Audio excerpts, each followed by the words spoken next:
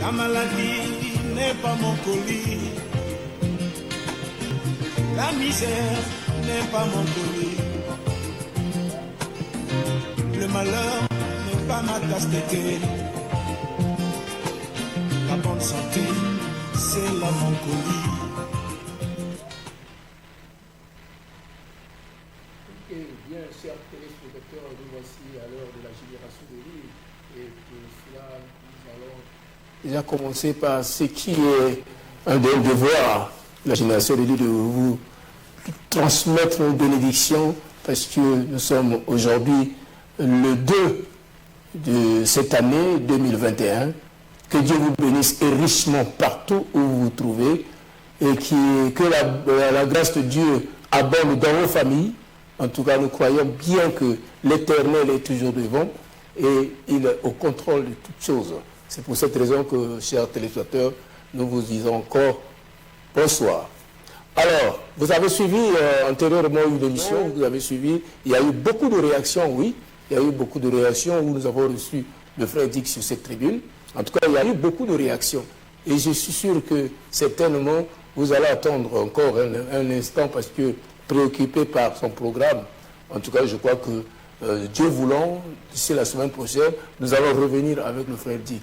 Pour cela, on vous dit vraiment, on vous présente un peu nos excuses par rapport à cette absence. Donc, Dieu étant toujours universel et il fait toujours sa volonté, il n'a pas manqué de toucher le cœur d'un pasteur qui est sur cette tribune que vous allez découvrir, que vous avez certainement connu dans le passé parce que nous avons eu à effectuer beaucoup de choses et même beaucoup de tribunes avec le pasteur ici présent et que vous l'avez suivi, où nous avons organisé des choses à Suiko, il était intervenant, donc aujourd'hui, en tout cas, il n'est plus à vous présenter, mais plus qu'il y a longtemps qu'il est parti de cette chaîne, plutôt de cette tribune, et il s'est retrouvé, n'est-ce pas, en Afrique du Sud. Aujourd'hui, il est de retour parmi nous. Je crois que je le laisse cette liberté de se présenter à vous, chers téléspectateurs, et nous allons continuer avec lui notre entretien. Bonsoir, pasteur. Bonsoir, mon frère Obi. Vous êtes devant les téléspectateurs, si vous pouvez vous présenter. Bonsoir, je suis le pasteur Osé. Je œuvre ici à Pointe-Noire, quoique, comme l'a dit l'homme biblique, ça fait un bail que je n'ai pas été encore sur le plateau.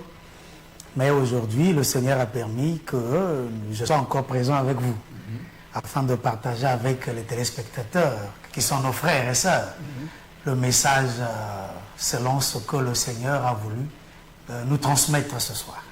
Amen. Alors, donc voilà, nous allons écouter le pasteur Osé. Déjà, sur ce que nous allons développer, qu'est-ce qu'on a pensé, qu'est-ce que le Seigneur a inspiré sur ce soir, c'est que nous allons dire.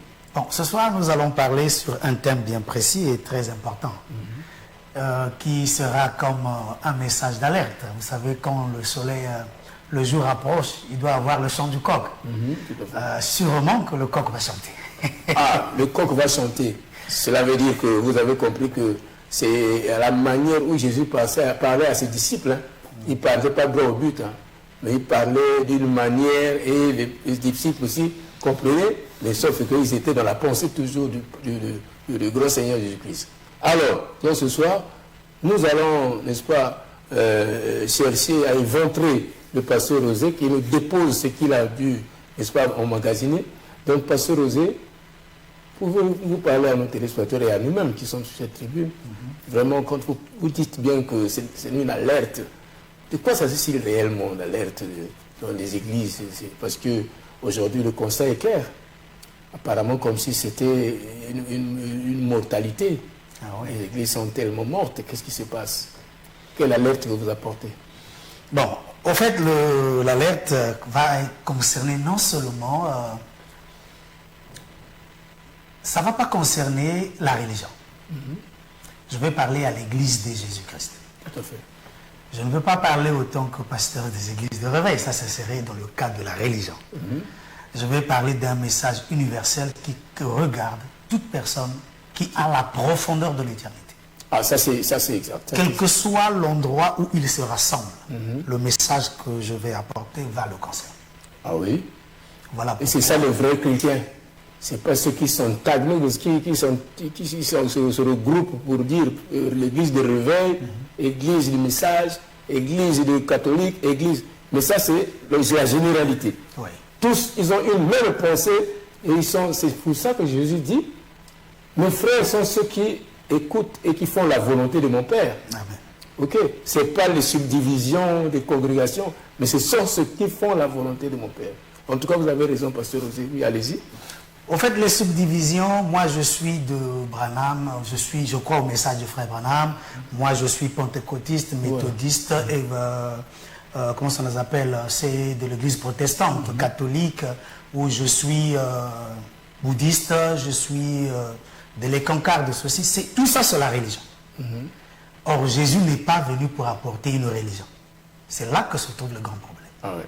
Et aujourd'hui, les temps et les circonstances par rapport à Matthieu 24 démontrent que la religion a montré ses limites. Donc, il est question que ceux qui ont la profondeur de l'éternité font la lecture de ce qui est en face d'eux et décident de voir où est-ce que le problème ne marche pas. Est-ce qu'ils sont en train de suivre la direction du Seigneur ou bien ils avaient chaviré à longtemps? Donc aujourd'hui, on va introduire, puisqu'on aura tout le temps, Oui. Afin que chacun puisse comprendre. Je ne parlerai pas pour dire que les églises de réveil sont bonnes.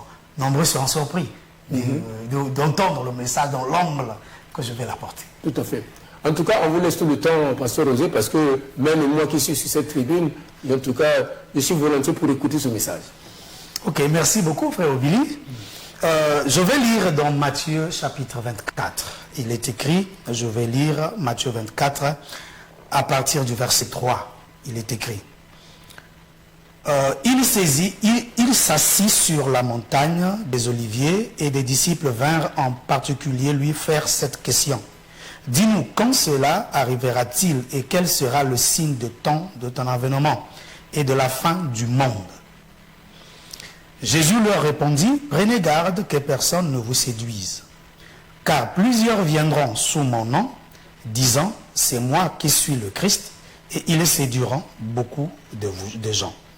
Vous entendrez parler de guerre et de bruit de guerre, gardez-vous d'être troublés, car il faut que ces choses arrivent, mais ce ne serait pas encore la fin. Une nation se lèvera contre une nation, et un royaume contre un royaume.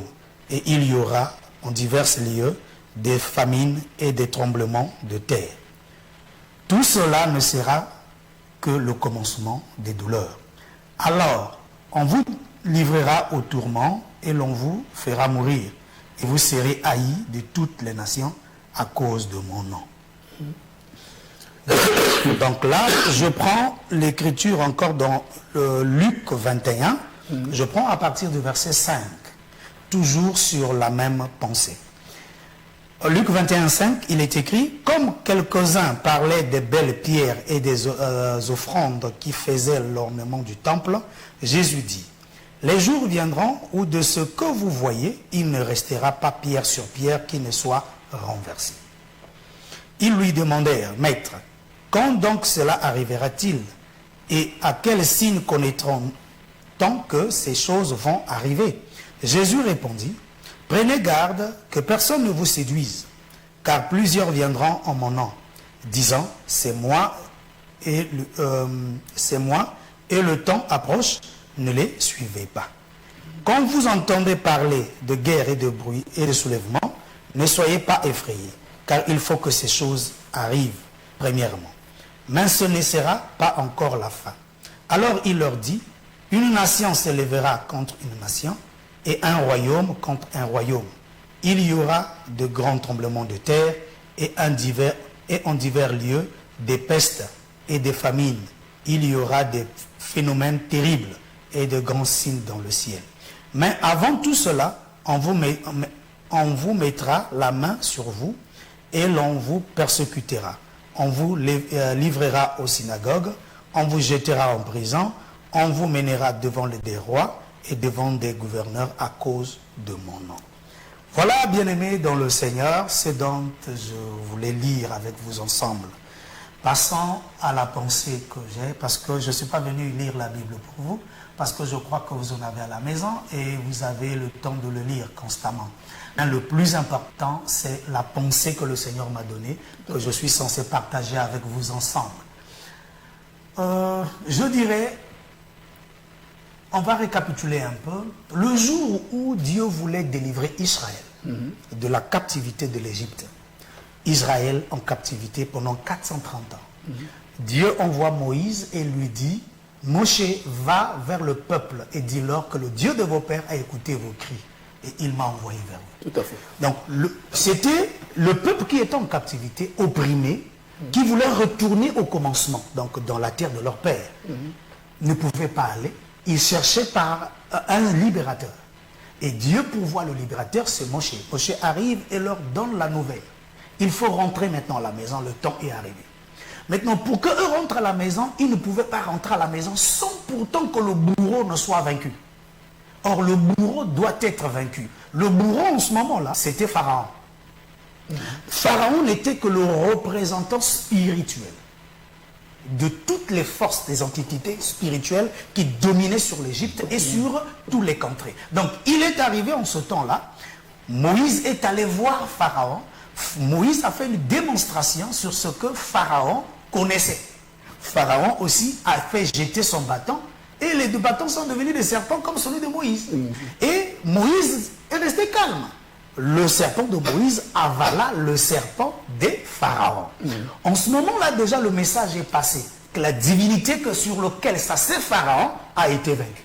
Le message était clair. Tout à fait. Ce n'était pas le combat physique, mais le combat devrait être spirituel. Voilà pourquoi Moïse devrait vaincre d'abord ce sur quoi est assis Pharaon.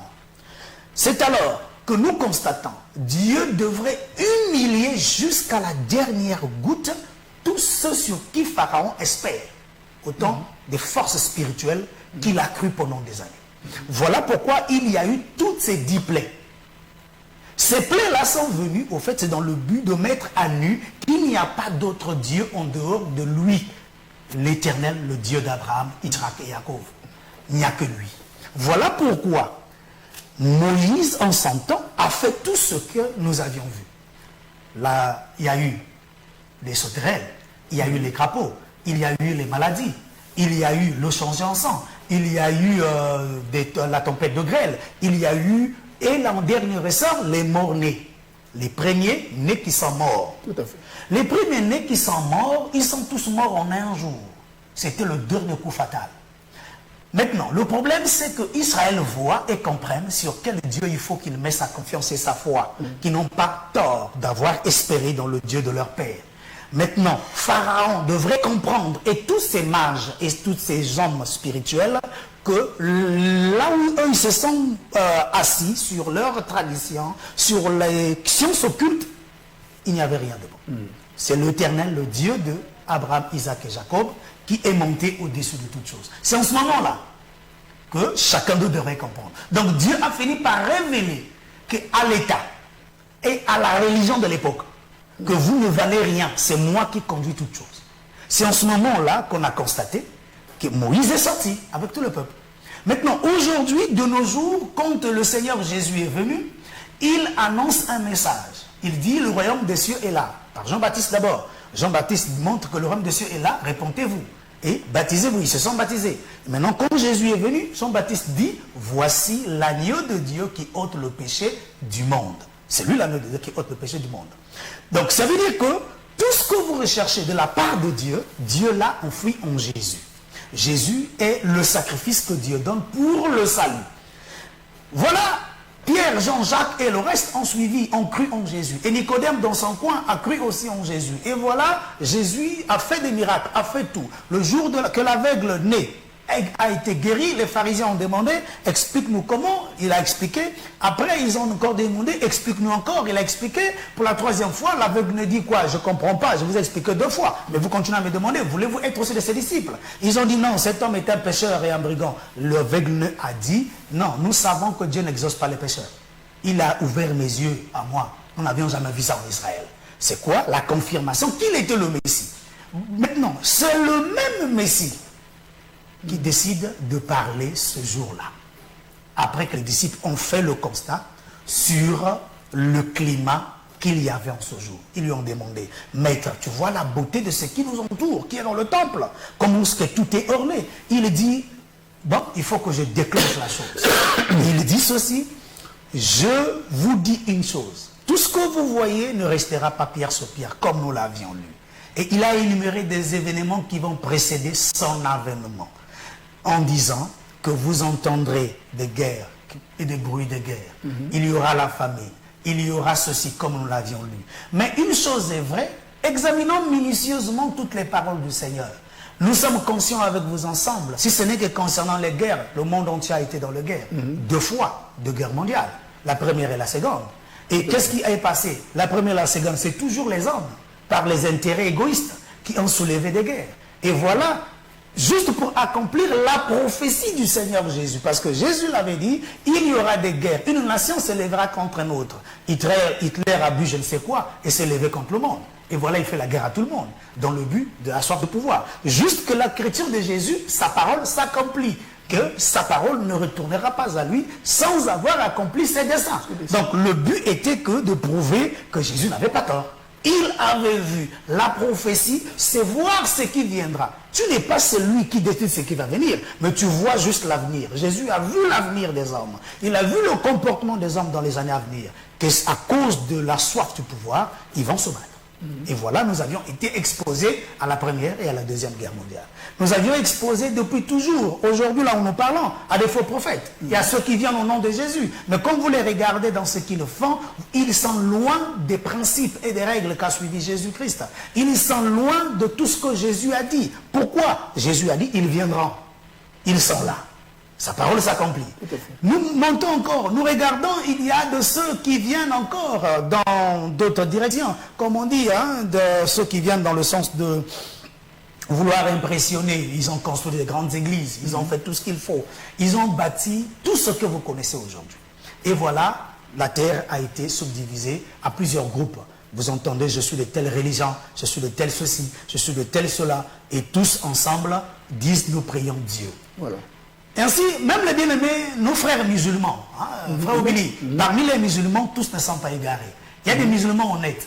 Non seulement la vision que les gens ont sur l'islam radical, mais il y a de ceux qui ne sont pas dans l'islam radical. Il y a de ceux qui voient Dieu dans une autre perspective que les autres.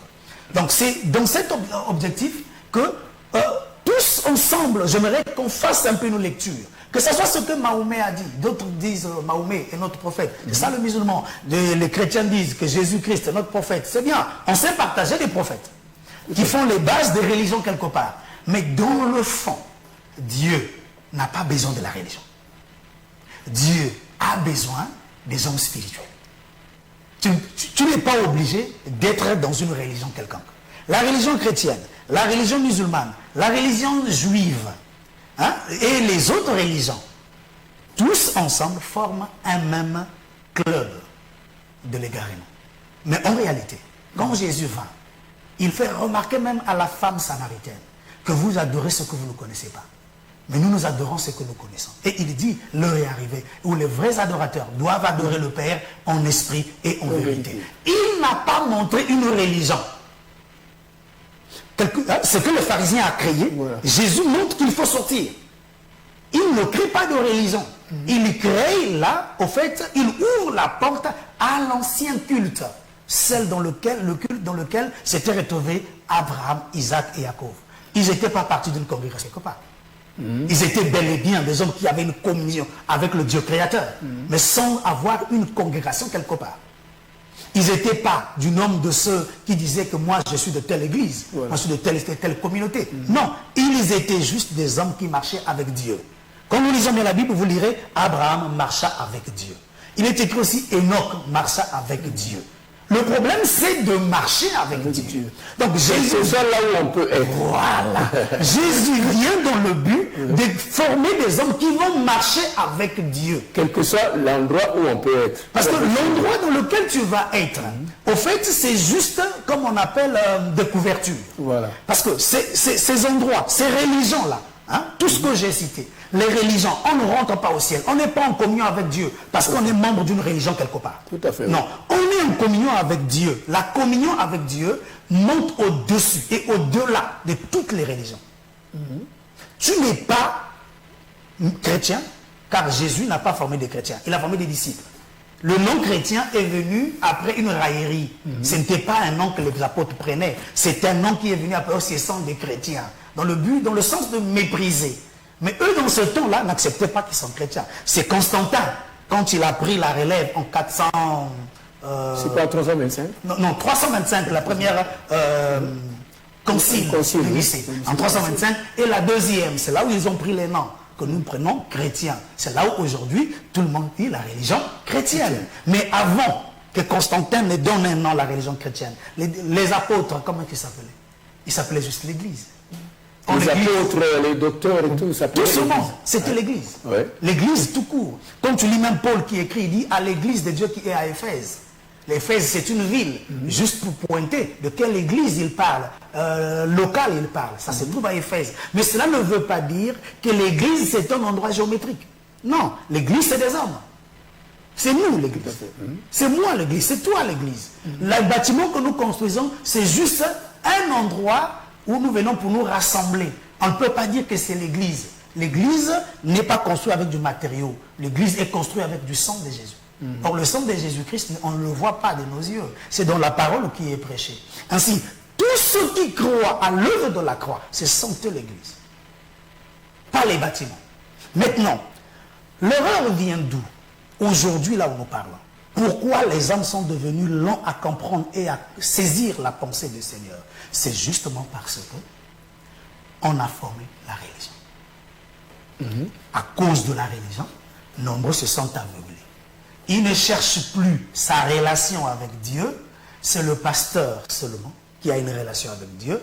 Et eux viennent juste pour puiser. Alors que Jésus a dit, voici les miracles qui accompagneront tous ceux qui auront cru. Sœurs comme frères, les miracles doivent les accompagner. Donc, ils doivent avoir la conscience. Moi, étant en relation avec Dieu, par le Seigneur Jésus-Christ, j'ai le droit au miracle. J'ai le droit de parler à Dieu et que Dieu m'écoute. Vous comprenez? J'ai le droit de comprendre que la vision des choses que Jésus a placées, c'est pour moi. L'éternité promise, c'est pour moi. Je dois être sûr et certain que ma relation avec Dieu, je sens moi-même que je suis vraiment en relation avec Dieu. Pas que sentir l'onction, la plénitude seulement sur le pasteur ou le prophète, le docteur, l'apôtre. Donc les Éphésiens 4. La puissance a été donnée à tout le monde. Mais la religion, comme le dit Karl Marx, c'est l'opium du peuple. C'est l'opium du peuple. Ah oui. Quand le peuple fume la religion, ils deviennent... ils n'écoutent même plus le roi. En tout cas. C'est la raison pour laquelle Constantin a marié l'Église et l'État. Pour avoir la même mise sur eux. Pour faire avancer les projets politiques, il fallait toucher l'Église. Ah oui. Voilà pourquoi Constantin est rentré et a pris l'Église en main. C'est donc le but était, c'était la politique. Il n'y avait rien de ce qui concerne la vision de Jésus. C'est là où la religion est née. Donc aujourd'hui, si nous avons un grand problème, nous avons beaucoup de pasteurs, des prophètes, des docteurs, des apôtres qui ne prennent plus au sérieux les affaires de Dieu, c'est justement parce qu'ils sont rentrés dans la religion. Si on peut réaliser une chose, que la religion est un poison, mais être des hommes spirituels, sans être membre d'une religion quelconque. Parce que comme je suis un être spirituel, vous comprenez? Vous êtes un être spirituel, qui garde une communion avec Dieu. Je vais vous dire une chose. On ne va pas se battre. On n'ira pas les choses de dire que non, votre église ceci, votre église cela. Pourquoi? Parce que dans cette dimension, on n'a plus toutes ces marmailles des choses. Tout ce que nous avions, c'est la communion avec Dieu. La cacophonie qui se passe maintenant dans les églises. On ne pourra pas avoir la lutte dans les églises. Alors que la haine, c'est la même chose qui aujourd'hui règne dans l'église. Voilà pourquoi ça s'empoisonne. Voilà, les pasteurs s'empoisonnent. C'est dans la religion que ça se passe. Or, s'ils peuvent quitter cet esprit de la religion, ils retrouvent la partie d'être des hommes. S'il vous plaît, comment les gens peuvent faire pour quitter cet esprit de la religion? Est-ce qu'il y a un produit, il y a un chemin, il y a une issue? Comment le faire? Il y a un chemin. Comment? Le problème, c'est de revoir le commencement des choses. Comment a marché Abraham? Comment a marché Isaac? Comment a marché Jacob? Tous ont marché en gardant la conscience que j'ai une relation à entretenir nuit et jour avec Dieu. Cette relation n'a pas besoin d'un endroit géométrique pour être entretenue. Cette relation, la conscience de ton engagement face à l'appel du Seigneur. Et quand tu marches dans cette conscience, tout ce qui te préoccupe, c'est de chercher à faire tout ce qui va aller dans le bon sens de ton culte avec ton Dieu. Mais aujourd'hui, la religion, quand elle est là, je peux juste faire partie de telle église, je donne ma dîme de temps en temps, je donne mes offrandes de temps en temps, et dimanche, je me retrouve au culte. Le pasteur m'a vu, il m'a salué. Je fais partie d'une église, mais ma vie est déconnectée totalement du Dieu créateur. Mais le système que fait la religion, je me trouve. Mais la communion que l'église est censée avoir avec Dieu, je ne suis pas là-dedans. Vous, l'essentiel est que vous êtes connu par le pasteur. Voilà, et que je peux montrer, ça c'est notre église. Voilà. Ça c'est mon pasteur. Mais on parle là d'un point très important. Qu'est-ce que dit Jésus? Qui est mon frère? Qui est ma soeur? Qui est ma mère? Qui est mon père? C'est celui qui fait la volonté de mon père. Tout à fait, oui. Je ne dis pas que les hommes spirituels n'ont pas un endroit où il faut se réunir. Mais leur priorité, ce n'est pas l'endroit de réunion. Leur priorité, c'est sa relation avec son Dieu. Vous comprenez, frère? Vous pouvez vous retrouver seul aux États-Unis. Il n'y a pas d'église pour l'instant là où tu vas prier. Mais qu'est-ce qui va se passer? Si vraiment ta conscience est que Dieu me voit là où je suis, il voit toujours mon cœur.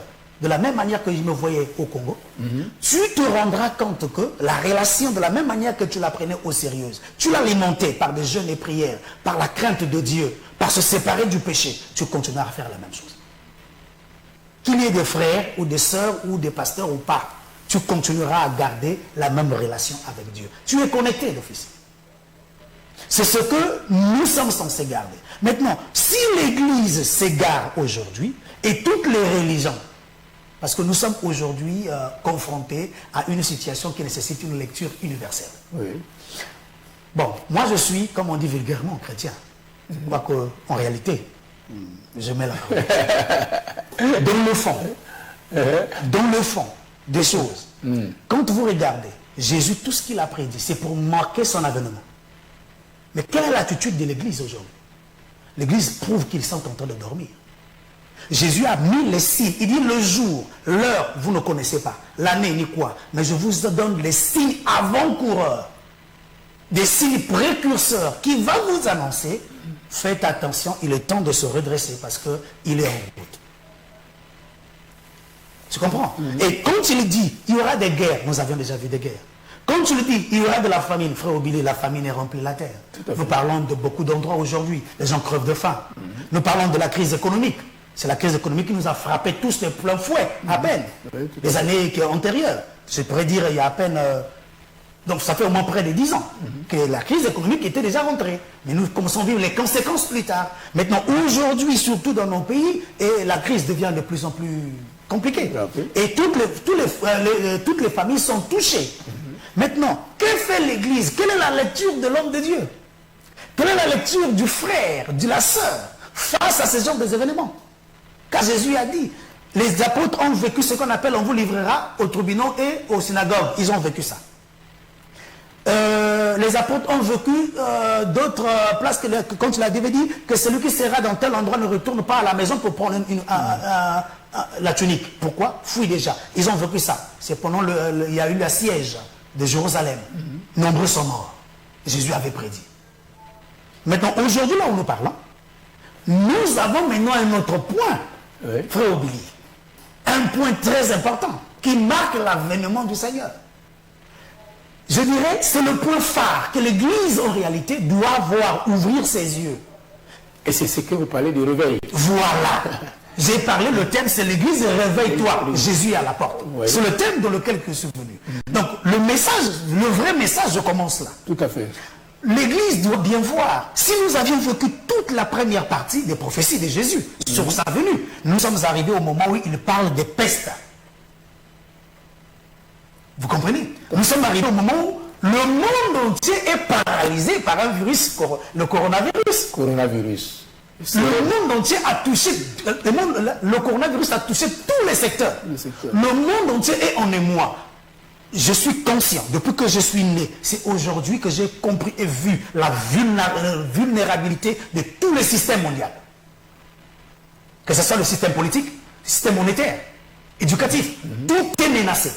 Et ce qui m'a plus fait peur, dans le sens qui a réveillé ma lecture, c'est comme j'ai observé l'Église, qui doit veiller sur les paroles du Seigneur Jésus. L'Église, que dites-vous face au chaos mondial? Oui.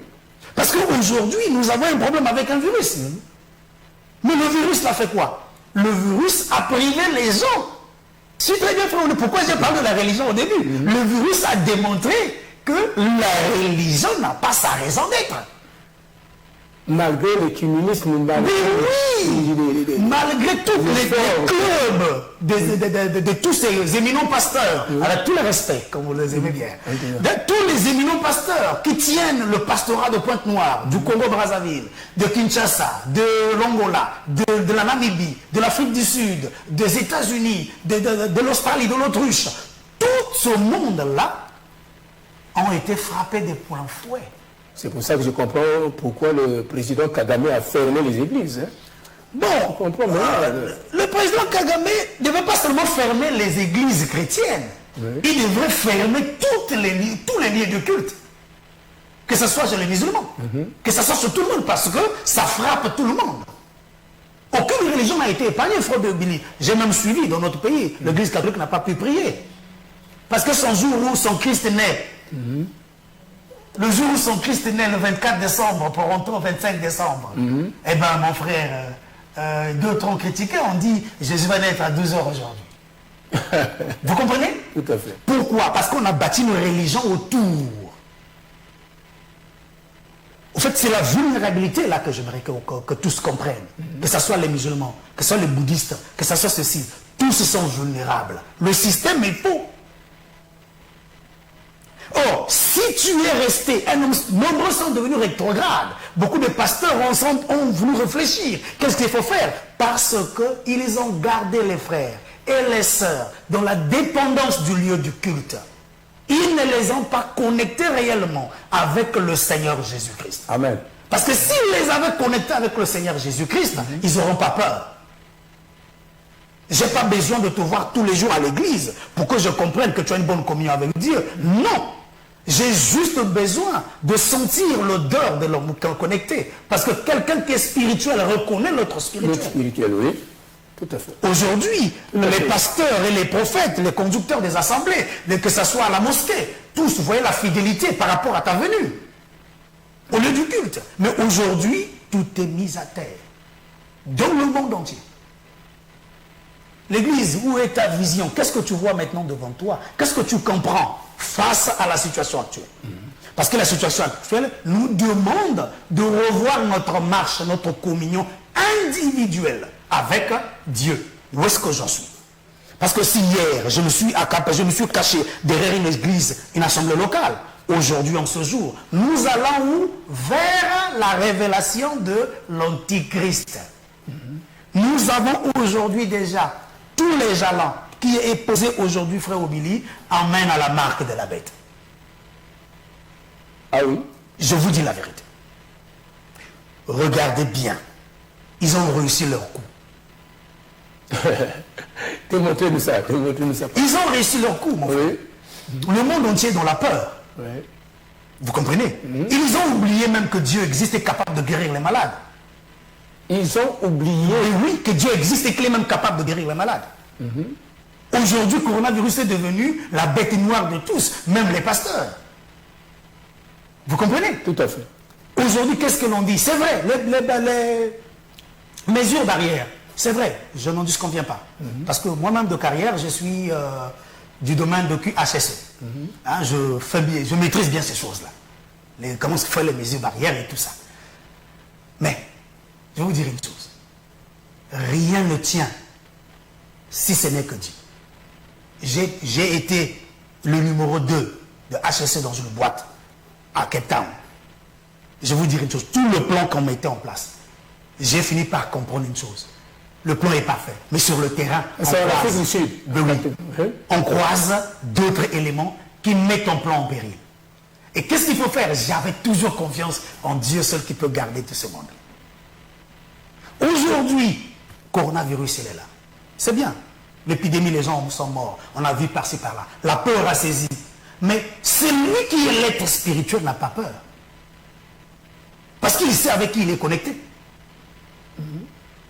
Que je lave les mains ou que je ne lave pas les mains, si mon jour, Dieu a décidé que mon jour du départ est là, je vais partir. Alors là, que ce soit par corona ou pas. Parce que les gens continuent à mourir sans corona. Hein. Mais aujourd'hui, nous avions la mort phare. Le monde entier parle des morts par coronavirus. Et à la fin, l'Église, le pasteur, quel est le message qu'on annonce? Parce que, frère Omili, n'oublie pas une chose. Toute épidémie ne vient pas dans le temps, d'une manière abracadabrantesque, non. Toute forme de famine, la crise économique ne vient pas comme ça aussi. C'est des plans, c'est des études. Les gens ont décidé, ceux qui tiennent les finances du monde, ont décidé de soumettre tout le monde à leurs pieds. Et quand tu regardes très bien, toute l'économie du monde est à terre. Même les États-Unis ont des sérieux problèmes sur l'économie. Tout ce qu'a fait Donald Trump est tombé. Tout ce qu'il a fait. Donald Trump, tout ce qu'il a fait pour son pays. Il a remonté l'économie de son pays. Mais aujourd'hui, en une année, coronavirus a détruit ce qu'il a fait en 3 ans. Maintenant, mais coronavirus n'a pas pu détruire quelques éléments. Parce que nous avons aujourd'hui ce manque de Donald Trump. Mais l'Église, mes frères, les hommes spirituels, Donald Trump, si vous le voyez très bien, il ne faut pas se moquer de lui. Donald Trump, pendant que le plan machiavélique de l'homme en fer est en train de se préparer, il y a eu pendant ce temps, aussi de son côté, Dieu poussait les pions qui montrent l'avènement de son fils. Obama, moi je l'ai aimé dans la politique. Mais qu'est-ce que nous voyons? Vous voyez un homme politique, un homme bien doux, élégant, gentleman. Mais l'homme bien doux, gentleman, a en fait entrer l'animosité. Autorisé l'animosité partout au monde où il passe. L'homosexualité est montée à pic. Vous comprenez? Que dit Jésus? Les choses contre nature. Contre nature, oui. Est montée à pic. L'homosexualité est devenue un truc qu'on parle facilement partout. Et j'ai vu des gens, hein, frère Billy, tu croises avec quelqu'un qui te dit en face, il est un homme, l'autre est une femme, il te dit qu'est-ce qui prouve que je suis homme, que je suis femme? C'est parce que j'ai des seins, maintenant si j'enlève ça. Parce que j'ai une autre forme de sexe que toi, maintenant si j'enlève cette forme de sexe, qu'est-ce qui prouve que je suis femme? Oh. Mais oui, ils veulent juste faire la place. Et voilà pourquoi, jusqu'aujourd'hui, ils ont voté même des lois qui autorisent que tu peux coucher un enfant de 12 ans jusqu'à un mineur. Il n'y a pas de prison. Lesquels qui votent les lois? Quel est l'objectif? C'est de casser la moralité et l'éducation. Tourner vers le mal, tout le monde. Voilà pourquoi Obama partait partout avec le message de la liberté de sexe et de choix. On ne consulte plus Dieu. On pousse les gens au sexe pervers. Et aujourd'hui, quand Donald Trump est passé, c'est la chose qu'il a commencé à casser. Quand tu lui casses ça, mes frères, au fait, il signe un signal alerte que Dieu n'est pas d'accord de ces choses. Et j'ai aimé une chose encore, la cerise sous le gâteau, c'est Jérusalem, la capitale d'Israël. Ces événements-là arrivent presque au même moment avec ce que nous sommes en train de vivre aujourd'hui. Après que Jérusalem est déclarée, la peste rentre. Et voilà, le coronavirus prend la place de toute la planète Terre. Aujourd'hui, s'il faut bien regarder, nous avons un problème. L'Église doit se réveiller. Si Jérusalem est retournée, reconnue par la grande puissance comme la capitale d'Israël, c'est que le Juif reçoit un message. Que la restauration d'Israël est en train de se faire. Mais l'Église, de son côté, quelle est sa position? Ils doivent comprendre une chose, que la maladie qui est rentrée dans ce monde, le but c'est quoi? préparer quelle étape dans le sens spirituel des choses. Mais il faut d'abord que ces pasteurs, ces dirigeants des églises, ceux qui ont dit tant la connexion avec Dieu, soient connectés. Mais s'ils ne sont pas connectés, comment seront inspirés de ce que vous êtes en train de dire? Mais voilà pourquoi, non seulement les pasteurs, tous ceux qui conduisent ces religions, que ce soit les bouddhistes, l'islam et tout le reste, ils doivent comprendre une chose, que nous allons là où l'homme en fait. Parce que quand vous regardez très bien, le monde entier part d'une solution, à la recherche d'une solution. Et ils ont retrouvé un vaccin en 6 mois. Le vaccin en 6 mois qu'on a retrouvé, l'effort de l'homme. Or, quand vous détournez l'attention de l'homme, de la créature, du créateur, qu'est-ce qui se passe? Nous avons un problème. Nous tournons au fait vers l'objectif de l'homme impie. Celui qui proposera à tout le monde, par rapport au chaos, j'ai la solution surtout. Suivez-moi. Tu comprends, frère? Oui. C'est là où nous allons. Or, l'Église doit apprendre à garder confiance dans Dieu, quels que soient les temps et les circonstances dans lesquelles le monde est plongé. Mais que nous ayons toujours confiance en Dieu, que ce que nous voyons ne nous atteindra pas. Jésus a prédit, c'est pour mettre en garde, quand tu vois, prépare-toi encore en conséquence, car je suis à la porte. Et voilà pourquoi j'ai dit au monde, pas seulement à l'Église chrétienne, je parle à toute la terre. Vous qui m'écoutez, quelle que soit votre religion dans laquelle vous êtes lancé, sachez-le très bien que nous sommes en train de partir à la fin de ce temps, où toutes choses vont s'arrêter. Voilà, en tout cas, où toutes choses vont s'arrêter. Oui. C'est ça, pasteur. Je crois que le message a atteint la profondeur. Et nous n'allons pas nous arrêter là. Nous sommes à la fin de cette émission aujourd'hui, pour l'instant. Mais Dieu fera grâce.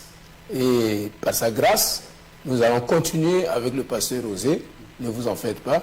Mais je crois que pour ceux qui ont des questions, posez-les. Parce qu'à la prochaine rencontre, on va commencer d'abord par répondre à vos questions. Le pasteur sera là, bien disposé pour répondre à vos questions.